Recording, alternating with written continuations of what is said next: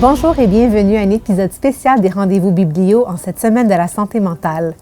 Nos invités d'aujourd'hui sont ici pour nous parler d'un projet, un projet en lien avec la santé psychologique qui a été initié par le ministère de la Santé et des Services sociaux pour augmenter la capacité d'adaptation et la résilience des Laurentiens en contexte de pandémie et de post-pandémie. Donc, sans plus attendre, accueillons-les, Sandra Lévesque et Benoît Aubin. Bienvenue à l'émission. Bonjour, merci. Avant de parler du projet qui s'intitule « Le réseau d'éclaireurs en santé psychologique », apprenons un peu à vous connaître. Sandra, on va commencer avec vous. Vous êtes organisatrice communautaire pour le Centre intégré de santé et de services sociaux des Laurentides. Exactement. En quoi consiste votre rôle et quel a été votre cheminement pour vous rendre là? OK. Donc, je vais commencer par le cheminement. En fait, je suis travailleuse sociale de formation. Je travaille au CIS des Laurentides depuis 2018. En 2018, j'ai été engagée comme travailleuse sociale à l'équipe d'accueil psychologique, crise. Et donc, en 2020, mars 2020, je suis devenue organisatrice communautaire parce que je voulais travailler plus au niveau collectif dans la communauté. Donc, instaurer des projets, des programmes, bonifier des services, aider la communauté, la collectivité, dont les organismes communautaires et les acteurs sociaux à faire un changement collectif. Donc, j'anime des tables de concertation. Je m'occupe principalement des dossiers adultes. Adultes, on parle santé mentale, insalubrité, itinérance et le projet Mesures des éclaireurs. Okay, c'est tout un emploi quand même. Très motivant. Oui. Très. Benoît, si je ne me trompe pas, vous êtes ingénieur de formation et vous faites partie du réseau d'éclaireurs. Donc, comment vous êtes-vous rendu ici?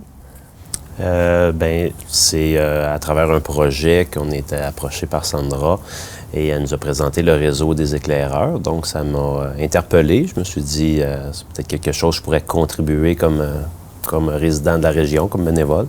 Et donc, c'est comme ça que j'ai connu le projet et mon implication qui débute depuis tout dernièrement. D'accord. Donc, parlez-nous du réseau d'éclaireurs en santé psychologique. Définissez le projet pour nous et le rôle d'un éclaireur. Parfait. Bien, je vais définir le projet. En fait, ce projet-là, il a été inspiré par l'initiative de la tragédie ferroviaire au lac Mégantic en 2013. C'est la démarche créée à l'époque par la docteure Mélissa Généreux.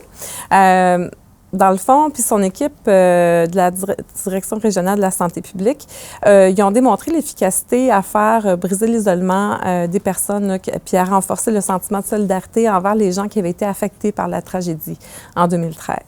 Donc, le réseau, comme tu le disais tantôt, d'éclaireurs en santé psychologique, qui a été mis en place par le ministère de la Santé et des Services sociaux.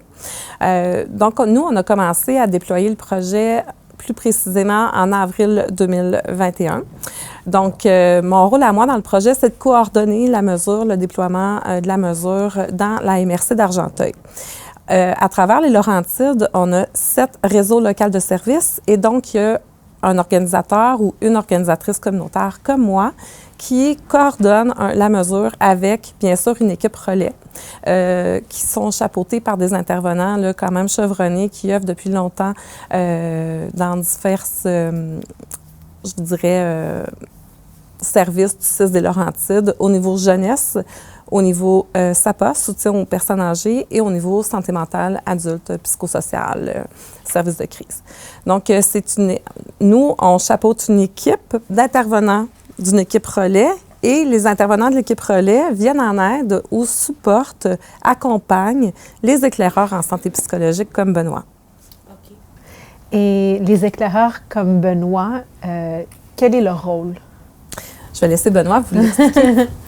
Bien, dans le fond, premier, c'est d'être présent dans la communauté. Donc, c'est des gens qui sont déjà impliqués dans la communauté, qui vivent dans la communauté. Donc, c'est d'être présent, d'être un peu à l'écoute, être les yeux, les oreilles un peu des gens qui vivent dans la communauté. Donc, que ce soit au travail, avec des amis, des inconnus qu'on croise à l'épicerie ou autre. Donc, c'est d'être vraiment un peu à l'écoute. Puis si on détecte des signes disons, de gens peuvent vivre certaines situations ou qui ont pas le désespéré ou qui n'ont pas le sourire. Donc, juste d'avoir une approche, peut-être un contact, un sourire, un mot bonjour, est-ce que ça va bien? Ou si la personne, des fois, a besoin d'un petit peu plus, bien, d'être à l'écoute des gens. Puis, au besoin, c'est d'échanger avec eux, puis vraiment avec une écoute, puis d'être empathique. Puis si la personne désire peut-être aller un peu plus loin, d'avoir un peu plus besoin d'aide, bien, c'est peut-être de référer vers des ressources professionnelles de la région ou des lignes d'aide qui peuvent appeler pour aller chercher de l'aide qu'ils ont besoin. Et si la personne le souhaite, on peut faire ce pont-là peut-être avec les intervenants pour que les intervenants puissent rappeler la personne en question. Donc, c'est vraiment d'être à l'écoute, d'essayer s'il y a besoin d'un peu plus, de guider vers les ressources. C'est ça. Donc, vous êtes un intermédiaire entre la population, la communauté plutôt, et les organismes de soutien. Oui. OK. Et quel genre de caractéristiques est-ce qu'il faut pour être un bon éclaireur? Bien, je peux peut-être répondre en disant que ce qu'on intègre comme valeur, ce qu'on recherche comme valeur, c'est bien sûr des valeurs de bienveillance, de respect, d'engagement et de collaboration, puis d'intégrité, bien sûr. Donc, on part de ces valeurs-là, puis les gens qui se reconnaissent à travers la bienveillance, à travers les différentes valeurs que je viens de nommer, bien, c'est des gens qui peuvent facilement, par leur implication, devenir un éclaireur.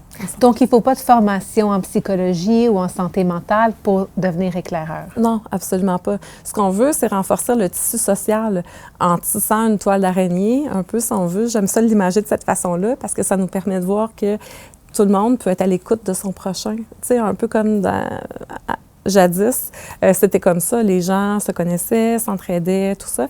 Fait que ce qu'on veut, comme ça s'est produit en 2013 au lac Mégantic, c'est vraiment de former un réseau de soutien et d'écoute envers les personnes du milieu pour s'entraider, se référer en cas de besoin. Donc, ça prend pas... Tu sais, nos éclaireurs en santé psychologique ne vont pas faire d'intervention. Ils vont être là pour écouter, être à l'écoute, faire la première approche et référer en cas de besoin si la personne le désire, comme Benoît vient de le mentionner. Et combien d'éclaireurs font partie de l'équipe présentement? Oui. En ce moment, en fait, depuis septembre 2021, on compte 30 éclaireurs. Je vous disais, c'est pas suffisant parce que ce qu'on veut, encore une fois, ma toile d'araignée, on sait très bien que 30 pour une population de 34 500 habitants comme on a dans la MRC d'Argenteuil puis dans les 9 municipalités, on sait que c'est pas suffisant. Donc, ce qu'on veut, c'est avoir des éclaireurs qui couvrent les 9 municipalités puis aussi des éclaireurs anglophones. En ce moment, on a 30 éclaireurs, une personne anglophone. Puis un éclaireur, je nommais l'exemple aussi, ça peut être des personnes qui travaillent dans les dépanneurs, dans les restaurants, dans les centres d'esthétique, massothérapie, coiffeuse, toutes les personnes qui sont sujettes à recevoir des confidences d'une personne. Ça peut être même un agent d'immeuble, une personne dans une banque, Service Canada, Service Québec reçoivent aussi des confidences. C'est vraiment... suite à une étude menée, on s'est rendu compte qu'il y a beaucoup de personnes qui avaient des difficultés au niveau de la dépression, de l'anxiété en lien avec la pandémie. Puis on s'est dit, bien, pour aider ces gens-là, on va lui fournir un réseau d'éclaireurs en santé psychologique pour qu'ils soient en mesure de repérer des signaux de stress, puis à ce moment-là, de faire des références quand c'est nécessaire vers les services existants dans le milieu, puis valoriser ce qui se fait déjà dans le milieu également. Parce qu'il y avait déjà des initiatives citoyennes, là, dans le fond, qui étaient valorisées dans notre milieu. Fait que c'est de partir de ce qui se fait déjà. On n'est pas non plus venu ajouter des listes de références, parce que c'est toujours le 811 qu'on appelle en cas de besoin. On compose l'option 2, service soit de crise ou intervention psychosociale. Mais la ressource des éclaireurs permet aux éclaireurs en santé psychologique d'avoir des guides de référence, des bottins téléphoniques et d'avoir un site Internet où on retrouve tous les outils nécessaires. Là, comme vous pouvez voir, on a des bons outils là, pour nous permettre, là, comme éclaireurs, d'être outillés, de voir comment on prend les confidences, puis quand on peut se questionner si la personne a des besoins, en fait. Il y a plusieurs outils sur le site Internet là, du CIS des Laurentides dans l'onglet « Éclaireurs ». qu'on peut retrouver. Benoît, en tant qu'éclaireur, est-ce qu'il y a une expérience que vous pouvez partager avec nous où vous avez su éclairer quelqu'un?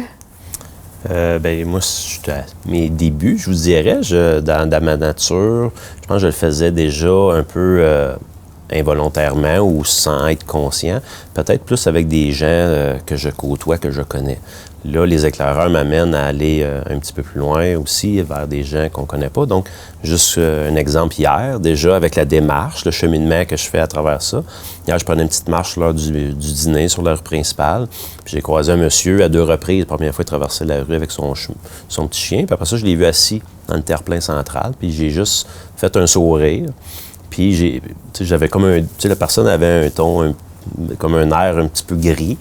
J'ai fait un sourire, puis il m'a répondu par un sourire. Je me suis dit, peut-être c'est ça le métier d'éclaireur. J'ai créé peut-être un petit contact. Si la personne avait peut-être pas souri, j'aurais peut-être dit, est-ce que ça va bien, bonjour, quelque chose, mais là, j'ai arrêté là. Fait que c'est peut-être un exemple là, que j'ai vécu hier là, dans mon nouveau rôle d'éclaireur, avec un inconnu. Excellent. J'ajouterais que le réseau des éclaireurs en santé psychologique, c'est oui un rôle de bienveillance, puis d'être en mesure de voir, d'être les yeux et les oreilles de la communauté. Mais ce qu'on fait aussi, c'est des activités de résilience dans la communauté. Entre autres, je ne sais pas si vous vous rappelez, dans les nouvelles, l'an passé, il y avait un monsieur très généreux et très bienveillant qui avait décidé de nettoyer les voitures des personnes qui travaillent au 6 des Laurentides à Saint-Jérôme pour que quand ils allaient sortir de leur emploi, leur voiture allait être prête là, à décoller sans devoir enlever la neige et tout ça. Fait que, on trouve que c'est un bel exemple, puis on l'a mis dans nos formations en ligne sur le site Internet. C'est un bel exemple d'une activité d'entraide, de bienveillance envers les autres, de simplement remercier tout ça. On a des activités, entre autres, de la roue, parce que plusieurs études ont été faites depuis 2020 sur la santé mentale. Donc, on a eu une préoccupation aussi pour la santé bien-être des hommes. On s'est rendu compte là, que les hommes étaient les derniers, peut-être, en tout cas, que c'était plus difficile pour eux d'aller chercher de l'aide, connaître les ressources également. Puis, il y avait des préjugés aussi qui entouraient vraiment là, les services d'aide. Ce qu'on a fait, c'est qu'on a mis en place une roue. Là, on appelle la roue chanceuse, puis on va faire la tournée de certaines entreprises, là, entre autres Naya et peut-être même avec les pompiers. On va faire le tour des commerces, des entreprises, ceux qui voudront bien accepter notre passage. Et on va aller faire la roue chanceuse avec eux pour vraiment bien connaître les ressources du milieu, démystifier la relation d'aide, comment aller chercher de l'aide, où aller chercher de l'aide, puis tout ça dans une forme d'échange avec les intervenants de l'équipe relais. Il va y avoir des prix de participation, vraiment, des prix de participation du local. On a fait affaire à des commerces locaux. On a encouragé le local pour pouvoir remettre des certificats cadeaux. La semaine prochaine, moi puis mon équipe relais, entre autres, c'est la semaine de la santé mentale, mais en fait, cette semaine, parce que l'émission, elle est diffusée pendant la semaine de santé mentale, on va aller rencontrer des résidences de personnes âgées avec l'intervenante du soutien à domicile pour justement prendre le pouls des personnes âgées, voir comment ils vont, puis leur donner des outils. Puis, de toute façon, ils ont peut-être des outils à nous partager également. Fait que c'est simplement d'être bienveillant, d'être à l'écoute, de prendre le pouls, puis de faire l'activité de la roue aussi avec des personnes âgées là, à la Villa Montjoie lors d'une activité de la vie active.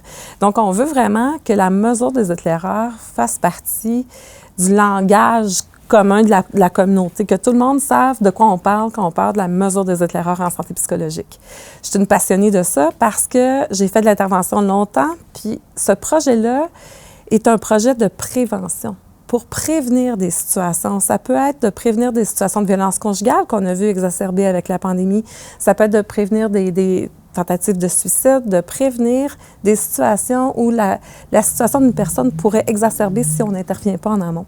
Donc, c'est vraiment le pourquoi que je suis autant passionnée, puis que tous mes organisateurs communautaires, tous mes collègues organisateurs communautaires des Laurentides, on déploie cette mesure-là avec cette passion-là, avec bien sûr la coordonnatrice régionale qui est Nathalie Houd, qui coordonne à la grandeur des Laurentides là, la mesure des éclaireurs. Pour devenir, le rôle d'éclaireur, c'est un rôle bénévole, n'est-ce pas? Oui. Et j'imagine que vous êtes à la recherche de bénévoles Absolument. En ce moment. Si quelqu'un est intéressé à devenir éclaireur, quelles sont les démarches à suivre? Parfait. Donc, vous pouvez aller sur le site du C3S et, comme je le disais tantôt, il y a un onglet éclaireur dans le bas, là, un peu ce petit logo-là là, que vous pouvez visualiser. Et sur ce logo-là, dans le fond, on clique et vous allez avoir un peu la description du projet, les valeurs du projet et un petit lien là, pour vous inscrire comme Benoît a fait. Donc, sinon, bien, on fait la tournée aussi des commerces, des industries. On remet des cartes avec le lien direct là, pour s'inscrire sur un formulaire d'inscription. Puis, c'est sûr qu'on ne le fait pas par téléphone parce qu'on préfère que les gens puissent le faire via Internet. Si ce n'est pas possible, bien, ils peuvent toujours rejoindre peut-être l'accueil psychosocial du CLSC.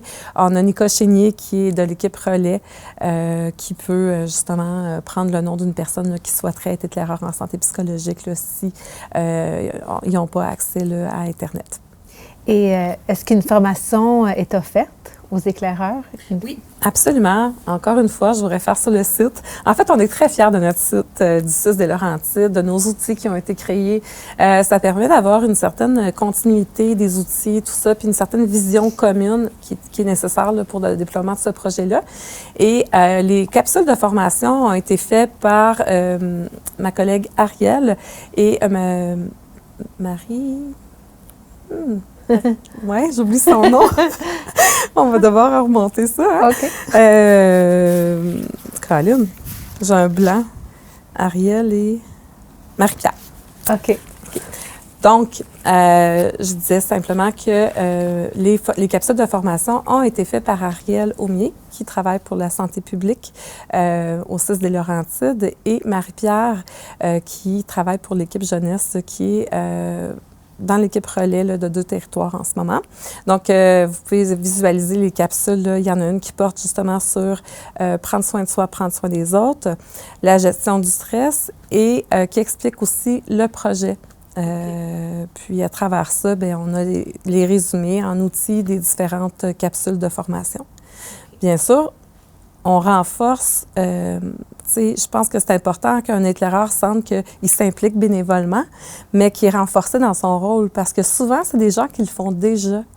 Sans s'en rendre compte, comme Benoît. Exactement. Fait que ça vient simplement valider ce qu'ils font déjà, puis ils viennent le partager avec un réseau, parce que ce qu'on pense faire également, c'est souvent des 5 à 7 pour partager, arrimer entre les éclaireurs, partager nos outils, même essayer la roue avec nos éclaireurs en santé psychologique là, pour qu'ils se sentent à l'aise d'aller animer une activité dans une entreprise, entre autres. Là. Fait que, c'est un projet en soi qu'on veut qui perdure dans la communauté. On veut assurer une pérennité à ce projet-là et on souhaite qu'éventuellement, ce soit la communauté qui le chapeaute, qui le prenne en charge puis qui continue à le faire. Parce que, bien sûr, on a su dernièrement qu'il était reconduit au niveau du ministère de la Santé et des Services sociaux jusqu'en 2023.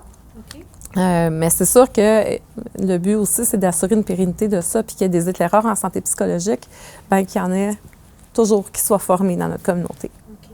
Parlez-nous un peu de la roue, vous l'avez mentionné quelques fois. Comment ça marche exactement? En fait, c'est une roue qu'on a fait fabriquer maison. Là. C'est ma collègue Nathalie qui l'a fait fabriquer par un éclaireur, justement. Et il est divisé en 6 sections. Donc, il y a des sections sur les vrais ou faux, sur des mythes et préjugés entourant, entre autres, la santé des hommes. Mais on peut, bien sûr, le modifier là, pour les personnes âgées, comme on va faire la semaine prochaine. Il y a des sections sur prendre soin de soi, prendre soin des autres, c'est quoi des saines habitudes de vie. Fait qu'un peu, je vous dirais, toutes les thématiques là, qu'on aborde là, dans le réseau des éclaireurs puis dans ce qu'on retrouve sur le site du CIUSS des Laurentides. Benoît, est-ce que vous l'avez essayé, cette fameuse roue-là? Non, je l'ai entendu parler, mais j'ai hâte de la voir et de l'essayer.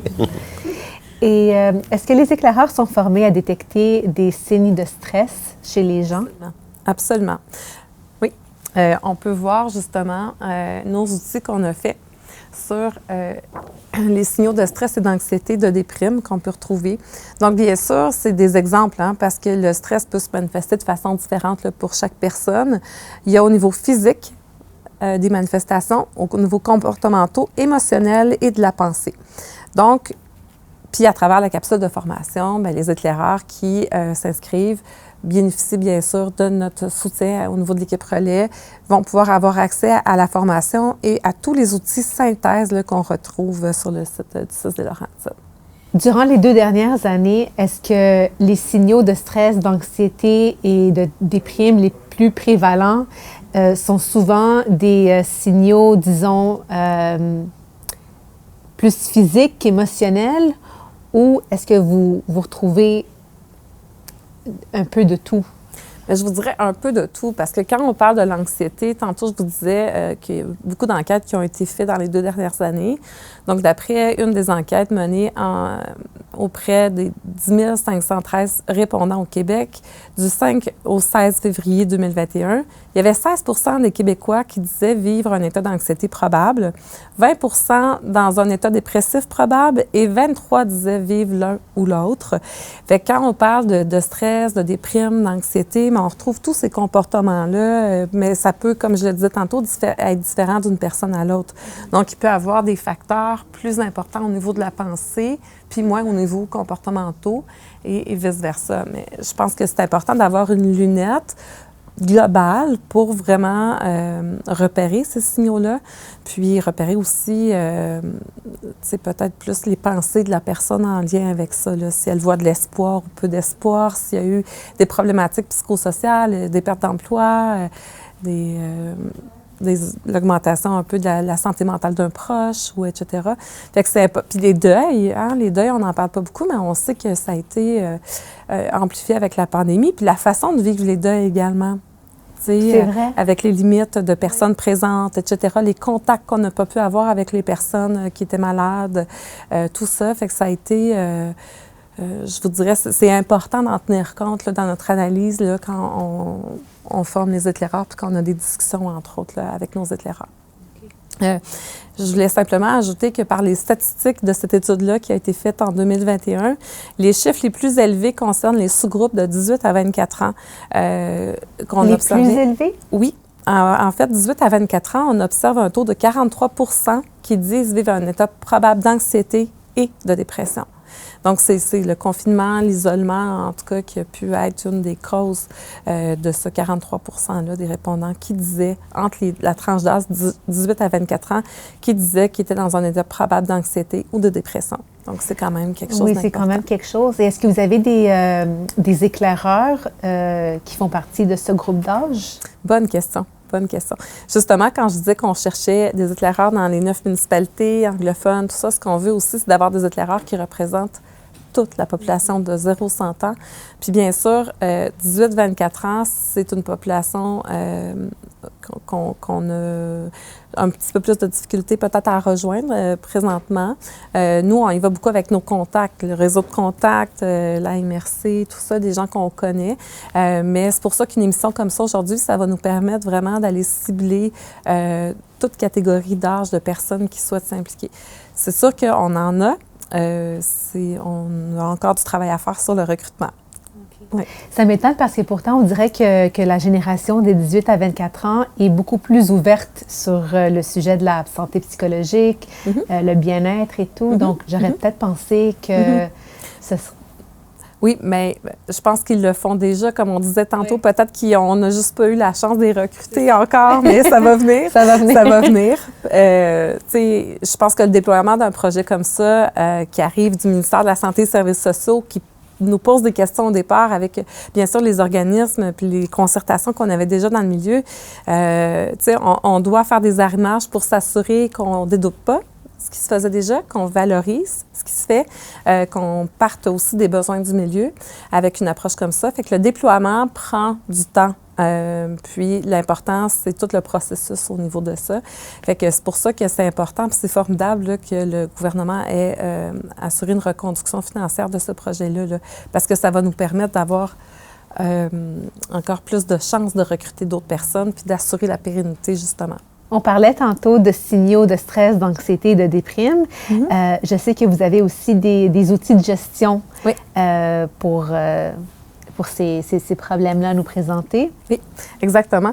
Entre autres, quand je parlais tantôt des activités de résilience qu'on peut faire dans la communauté, pour les cartes de Noël cette année, on a fait une arrimage, une collaboration avec le Centre d'entraide d'Argenteuil, avec Louise, et on a offert à Louise, en fait, de prendre cet outil-là sur les signaux de stress et de remettre des cartes de Noël aux participants du dépannage alimentaire les jeudis pour qu'ils puissent avoir justement un outil de gestion du stress ou aider un ami, aider quelqu'un de la famille qui vit une situation de stress, qui puisse être outillé.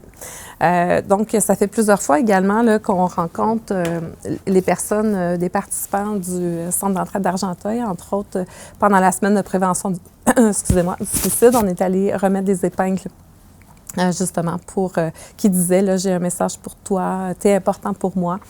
Donc, si besoin d'aide, appelle. Donc, on est allé remettre des épingles, en gros. Fait que les outils se trouvent tous sur le site Internet du CIS des Laurentides et c'est un des outils qui a été créé là, pour justement, mais en même temps, on ne pense pas qu'on a tous les outils. Ce qu'on pense, c'est qu'on veut vraiment à ce qu'on forme un comité citoyen de réseautage, puis qu'eux autres vont permettre justement de soit renforcer les outils que la personne a déjà ou offrir d'autres outils. Mais au moins de faire de pont avec la connaissance des ressources du milieu, comment aller chercher de l'aide. Puis je pense qu'avec ça, bien, c'est important parce que justement, les études nous démontraient que les gens ne savaient pas trop où aller chercher de l'aide quand ça n'allait pas bien. Donc, en rendant ça plus facile, on s'imagine que ça peut être plus facile d'aller chercher de l'aide. Oui, certainement. Benoît, en tant qu'éclaireur, je sais que ça ne fait pas trop longtemps que vous occupez ce rôle-là. Est-ce que vous avez l'impression de détecter des signaux de stress, d'anxiété, de déprime chez des gens que vous connaissez ou chez des étrangers? Je dirais, je pense que avec les outils que je commence à apprivoiser, oui, ça me donne d'autres outils ou d'autres paires de lunettes un peu plus larges pour détecter ces signes-là. Parce que oui, j'étais déjà un peu à l'affût, mais par des exemples, puis je crois beaucoup, quand on parlait de créer un réseau puis d'échanger, moi, c'est un des points qui m'a attiré, c'est le réseau d'échange. Tu sais, on a vécu en pandémie isolé pendant 2 ans. Donc, de pouvoir aussi échanger avec d'autres éclaireurs peut aider peut-être à développer ces outils-là ou en échangeant sur des expériences différentes peut raffiner justement d'aller chercher, de mieux détecter ces signes-là. OK. Et est-ce que vous en connaissez beaucoup des éclaireurs? Non. Je suis tout nouveau. J'ai hâte au 5 à 7, avoir un 5 à 7 bientôt pour justement que le monde puisse se connaître un peu plus. Donc, moi, je suis tout nouveau. Là. De nom, je sais qu'il y a peut-être quelques personnes que je connais, mais on ne s'est jamais rencontrés encore. OK. Nathalie, vous les connaissez? Oui, mais en fait, quand un éclaireur s'inscrit, on communique avec lui ou elle. Donc, c'est important d'établir un premier contact. Puis ensuite, bien, on va faire des rencontres, des activités là, 5 à 7 là, pour se réunir. On a fait des rencontres d'accueil par Zoom, par Team, comme il y a eu, je sais pas, je pense une 5e vague, 6e vague là, depuis un an.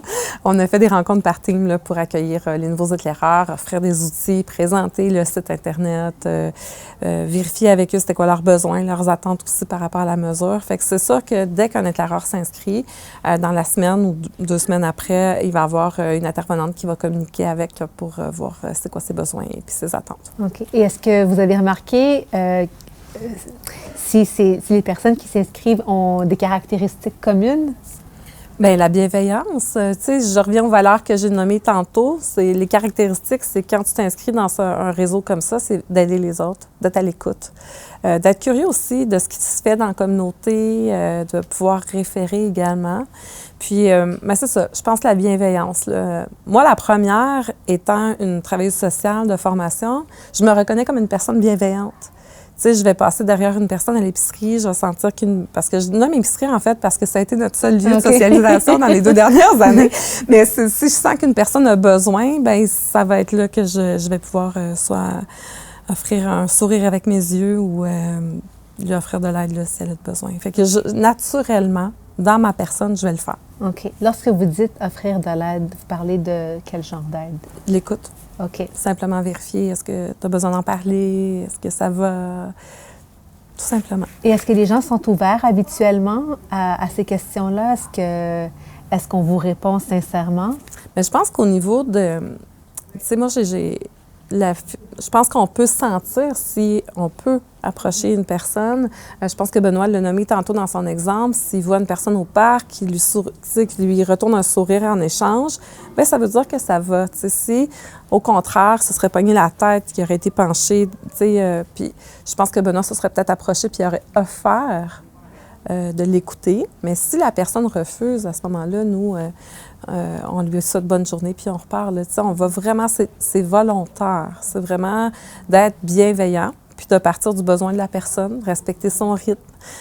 Si on sent, par contre, qu'une personne est en danger, bien là, on a tous des outils dans notre pochette avec un processus bien clair de qu'est-ce qu'on fait si on sent qu'une personne est en danger. Okay. Puis je vous le dis tout de suite, si une personne est en danger, bien, c'est le 911, le 811, option 2, crise. Mais si on craint pour la sécurité d'une personne, là, on n'hésite pas, on attaque le 911. Okay. Et je voulais aussi mentionner que pour avoir de l'aide, on peut se présenter à l'accueil du CLSC. Donc, sur la rue, près de la Providence, on peut se présenter à l'accueil pour rencontrer une travailleuse sociale de 8h30 à 16h30 du lundi au vendredi. Donc, oui, il y a l'appel au 811, option 2, mais aussi l'accueil sans rendez-vous là, peut évaluer le besoin d'une personne puis la référer. Okay. Donc, pour les gens qui nous écoutent, qui ont peut-être envie de faire partie de ce réseau, la première étape serait d'aller visiter le site Web, c'est ça? Exactement, exactement.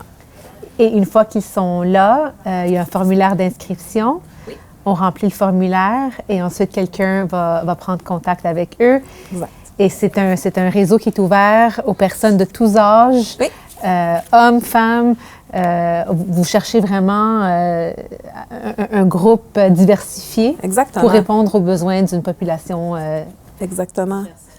Voilà. Puis ça ne demande pas des heures de bénévolat comme tel. Tu sais, c'est pas, on n'a pas d'heures de bénévolat à faire dans une semaine. Là. Ça se fait dans notre quotidien. La seule chose qui va être plus à l'horaire, je vous dirais de le mettre à l'horaire, c'est comme Benoît disait tantôt, c'est les rencontres d'arrimage de 5 à 7, tout ça. Si une personne éclaireur désire ne pas non plus participer à ça, c'est correct aussi. On respecte vraiment la volonté, le rythme de chaque personne et on est là vraiment pour le déployer, ce projet-là, avec une passion, avec bien sûr aussi de la constance. Puis on veut recruter beaucoup plus que 30 éclaireurs pour les 34 500 habitants d'Argentine. Oui, je peux comprendre ça. Oui. Est-ce qu'il y a déjà eu des personnes qui ont bénéficié de l'intervention d'un éclaireur? Oui, absolument. Il y en a, je vous dirais, à chaque semaine dans tous les Laurentides, là, des personnes là, qui sont référées par le réseau d'éclaireurs. OK. Mm-hmm. Et puis, est-ce que vous avez des nouvelles de ces personnes-là par la suite? Non, parce que dans le fond, après ça, bien, tu sais, je pense que on n'a pas de nouvelles, il n'y a pas de demande d'aide qui est faite au CIS ou dans un organisme, hein, parce que les demandes ne sont pas nécessairement référées au CIS, peuvent être référées aussi dans un organisme. Si, dans la première étape, la demande a été répondue, on a simplement écouté la personne, valoriser ses forces, renforcer déjà ses capacités, tout ça, puis sa résilience. Si, après ça, c'est fait, on ne fait pas de référence. Là. Fait que c'est dur de quantifier. On ne peut pas quantifier nécessairement le nombre de personnes là, qui reçoivent l'aide du réseau des éclaireurs, mais le plus large est notre filet social, le plus large est notre toile d'araignée, si je peux revenir avec ça, le plus de monde on va cibler. Oui. Benoît, qu'est-ce qui vous a poussé à vouloir devenir éclaireur? Je pense que c'est de redonner aussi à la communauté. On a vécu 2 années de pandémie, on a tout le monde isolé chez soi. Puis moi, personnellement, je m'implique dans plusieurs causes, mais même de revenir à s'impliquer dans des causes quand on est en retrait, si on veut, je trouve que c'est une belle occasion de pouvoir redonner à notre communauté. Tu sais, on l'a vu dans le temps de crise de la pandémie, il y a eu beaucoup des appels à tous. Il y a des gens qui sont allés dans des CHSLD, porter main forte, tout ça. Je pense que les Québécois en général, Québécoises, ont le goût de s'entraider. Je pense que c'est une belle mesure qui n'est pas nécessairement rigide, justement, c'est dans notre quotidien, on le fait, puis aujourd'hui, on n'a pas le goût de le faire, bien, on le fait pas. On n'est pas... tu sais, il n'y a pas de compte à rendre. C'est ça, c'est facile à intégrer, je pense. Puis, je dis tout le temps, on fait du bénévolat, il faut avoir du plaisir à faire du bénévolat. Hein? On donne notre temps. OK? Puis, je dis souvent aussi, faire du bénévolat, c'est un peu être égoïste, dans le sens, il faut qu'on en retire soi-même quelque chose. OK? Donc, on redonne, mais pour moi, quand on redonne, on en reçoit beaucoup. OK? Fait que, le mot égoïste, pas de façon péjorative, mais il faut qu'on en retire quelque chose comme personne. C'est pas un travail, j'en retire quelque chose. J'ai pu aider, moi, en aidant quelqu'un, bien, ça vient combler mon sourire la journée, d'avoir contribué à quelque chose. Donc, je pense que c'est une belle mesure, facile d'accès, qui est intergénérationnelle. Tu sais, souvent, il y a des groupes qu'on s'implique. Bien, des fois, c'est plus des hommes, des fois, plus des femmes, des fois, un groupe d'âge. Là, la beauté de ça, c'est, dans le fond, jeunes, plus vieux, retraités, des travailleurs, peu importe. Fait que moi, je pense que c'est la beauté. Puis c'est vraiment en tout cas, pour moi, pour ma part, c'est de redonner dans la communauté. Je suis quelqu'un qui est choyé, puis je me dis, je peux offrir. Puis, tu vous dites tantôt, qu'est-ce que ça prend aussi? Je pense que pour pouvoir être bienveillant, en premier lieu, il faut être bienveillant envers soi-même. Okay? Donc, ça, c'est peut-être pas tout le temps évident. On veut donner beaucoup, mais des fois, on s'oublie. Donc, c'est quelque chose que permet de retravailler. Sandra en a jasé quelques fois, puis elle revenait souvent sur, il ne faut pas s'oublier soi-même. Les outils sont là pour soi-même et les autres. Donc, c'est bien d'en prendre conscience un petit peu plus. Puis le projet fait beaucoup référence au soi, puis on ne peut pas aider quelqu'un si on ne va pas bien. Donc, on ne peut pas offrir un sourire si on n'a pas le goût de sourire aujourd'hui. Tu sais, c'est pas du vrai. Oui. Donc, je pense que c'est la personne en bénéficie, celle qui reçoit une aide quelconque, puis la personne qui donne l'aide, ou l'attention, ou l'écoute, ou le sourire, bien, en bénéficie aussi. Sandra, je vois que vous avez une très belle pochette entre les mains. Oui, justement, je me disais, bien, c'est le temps que je la sorte. C'est la pochette qu'on remet aux éclaireurs en santé psychologique. D'ailleurs, à notre rencontre 5 à 7 là, en mai, on va pouvoir la remettre à tout le monde parce que ça se pourrait qu'il y ait des éclaireurs qui nous écoutent et qui disent « Hey, j'ai pas eu cette pochette-là. » Bien, c'est sûr que le but, c'était de prendre contact avec chacun d'entre vous, puis vous présenter les outils. Comme on vient d'en parler, dans le fond, on a fait des outils pour prendre soin de soi et des autres. Donc, puis il y a une capsule de formation aussi à ce niveau-là, parce que, comme Benoît disait, ça dépend de la journée où si nous-mêmes, on ne se sent pas bien, mais c'est pas cette journée-là qu'on va pouvoir aider quelqu'un. Fait que c'est d'être indulgent envers soi-même, tu sais, faire preuve de bienveillance, mais aussi envers soi-même, s'accorder du temps pour des loisirs puis des passe-temps, s'impliquer dans la communauté.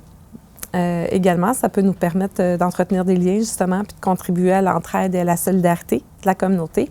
C'est l'objectif d'un réseau d'éclaireurs, un peu comme en 2013 avec le lac Mégantic, et adopter ou maintenir des saines habitudes de vie.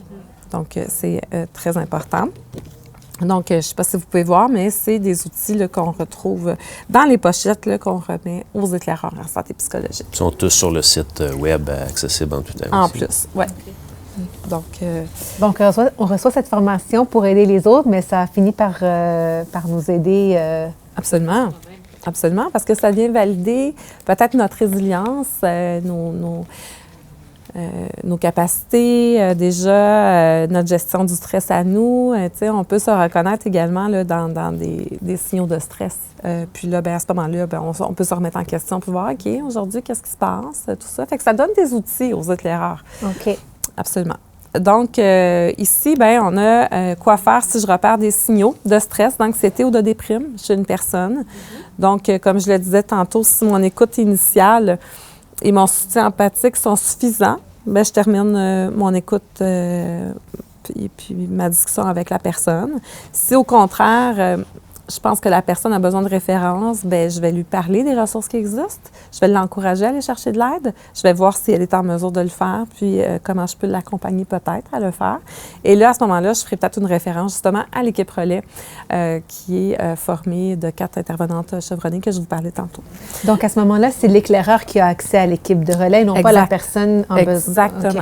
Oui, exactement.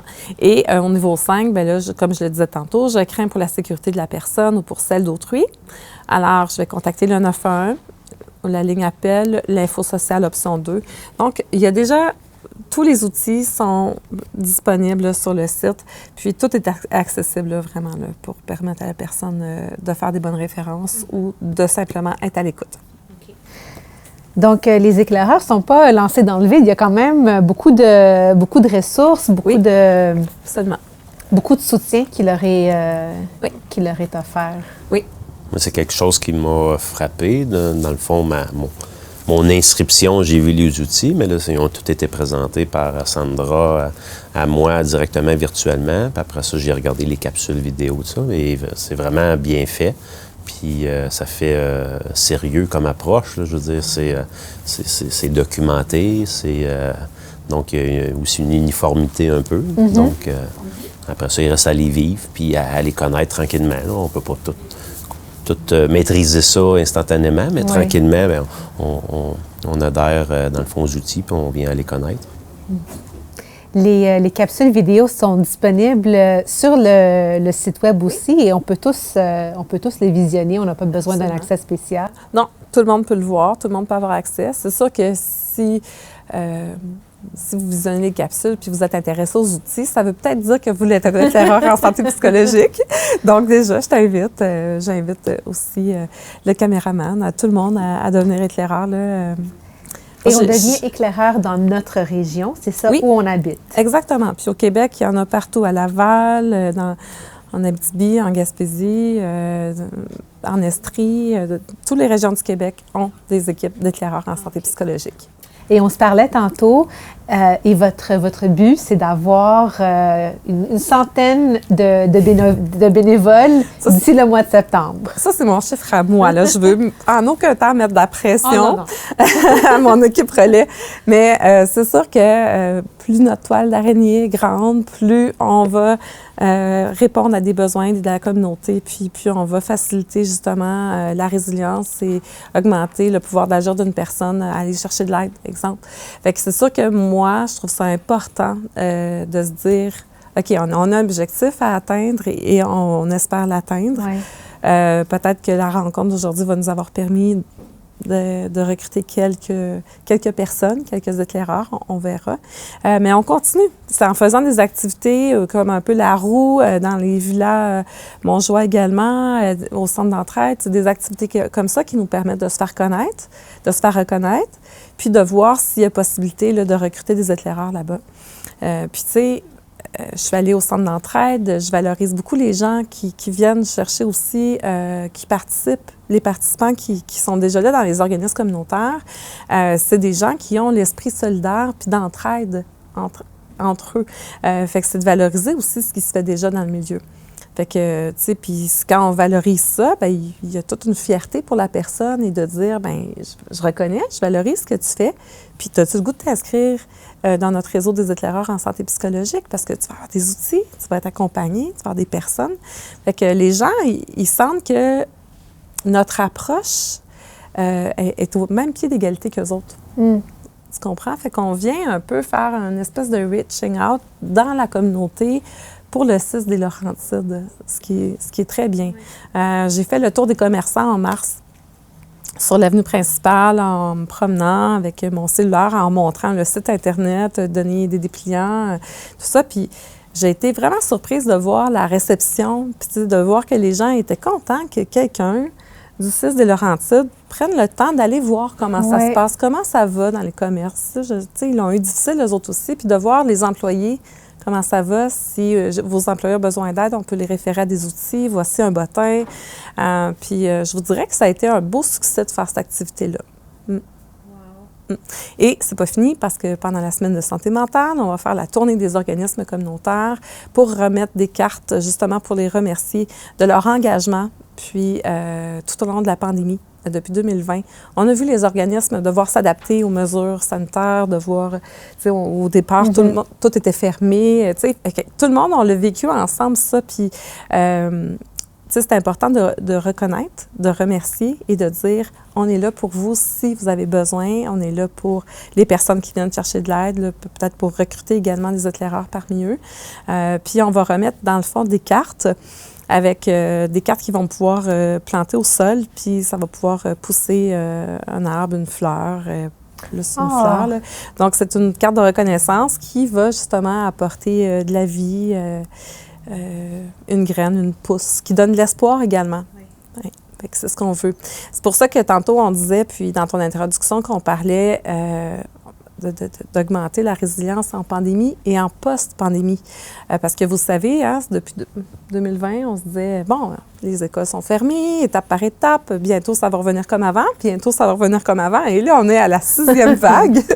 Et je vous dirais que l'espoir dans le processus un peu de rétablissement est plus difficile pour la population en ce moment. Donc, les études qui ont été faites en 2021 peuvent avoir encore plus été exacerbées en 2022 avec le confinement au jour de l'an, le Pâques, etc., etc., tu sais.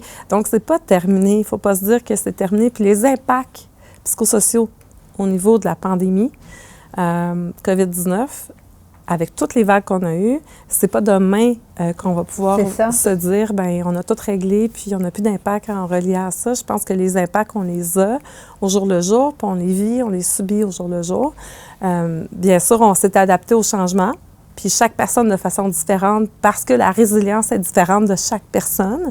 Mais on est là vraiment pour valoriser ce qui se fait, puis les personnes aussi, dans leur résilience. OK. Benoît, qu'est-ce que vous souhaitez accomplir comme éclaireur, disons, dans la prochaine année? Bien, intégrer dans mon quotidien, peut-être dans mes échanges avec mes collègues, dans mes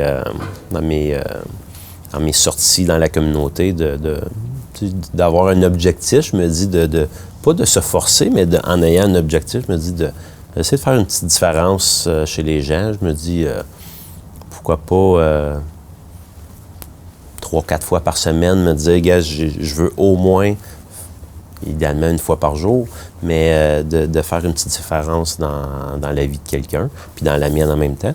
Donc, ce serait mon objectif, là, c'est pas des grosses choses, là, des fois, c'est juste un sourire. Ouais. OK? Donc ça, mon objectif personnel, là, c'est de faire une différence, puis de pas juste dire je suis éclaireur, puis la pochette est belle, puis je la laisse dans le tiroir chez moi, mais de le vivre. Donc, puis justement, de connaître le réseau des éclaireurs, donc les autres membres. Puis je pense de tisser des liens avec ces gens-là, que des fois qu'on peut connaître ou pas connaître, puis créer des nouvelles amitiés avec des gens qu'on ne connaît pas. Donc, oui, la toile d'araignée pour aider les gens, les éclaireurs aussi, mais je pense justement créer des nouveaux liens. Donc, moi, c'est mon objectif pour ça, je suis embarqué dans le projet. Je me dis, je pense que je suis capable de faire une petite différence. Donc, pour récapituler, on invite les gens qui nous écoutent à visiter le site Web. Répétez l'adresse, s'il vous plaît, l'adresse, le site Web. Oui, en fait, on peut tout simplement écrire dans Google CI3S Laurentides et on va tomber sur le site Web du CIS des Laurentides. Première page, il y a un onglet avec un logo jaune, éclaireur en santé psychologique, et vous cliquez sur le logo, vous allez trouver la page. Parfait. Super. Sandra, Benoît, merci beaucoup d'avoir été avec nous. Merci pour votre implication. C'est un très, très beau projet et je vous souhaite des centaines et des centaines d'éclaireurs cette année. Merci beaucoup. Je vous souhaite de dépasser vos objectifs parce que c'est des beaux objectifs. Excellent. Merci. Merci à la maison d'avoir été avec nous. On se retrouve prochainement.